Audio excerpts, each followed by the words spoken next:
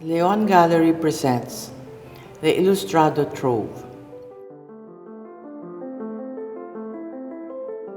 In 1887, in a specially built crystal palace in Retiro Park in Madrid, the Ministry of the Ultramar, translation, the Farthest Sea, put together the first exposition of their prized colonial territory, the Philippines.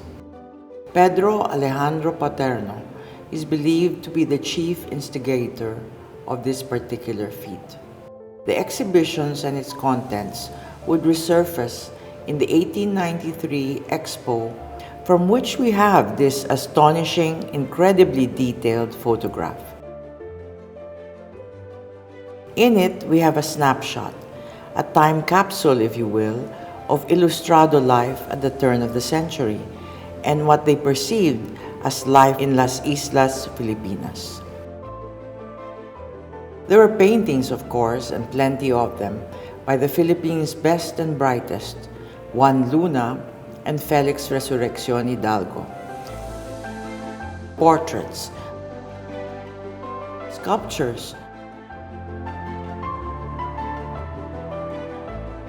hand-painted gourds and cabinets covered with Philippine scenes.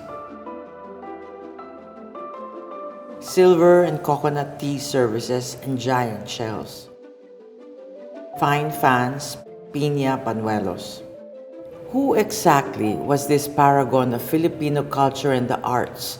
Pedro Paterno was a face of Philippine culture in Madrid before he would become better known as that colorful figure that fashioned the Pact of Biak na Bato. He would also be fast friends with Mariano Benlliure, a Spanish artist who was also very close to Juan Luna and, more importantly, to the young king Alfonso XIII. All three artists would make portraits of him as measures of their appreciation and fondness. Benlliure would inscribe, "To my dearest friend Pedro Paterno, M. Benlliure, Rome, 1881.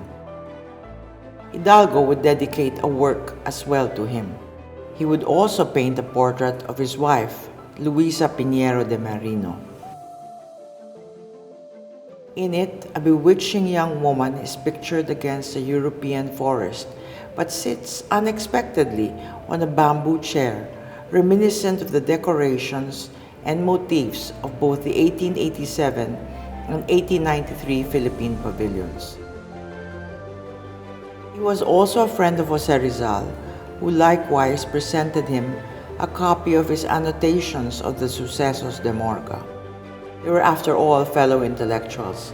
Paterno would write the first Filipino novel, Ninay, along with other works, including the first Filipino anthology of poetry to be published in Spain.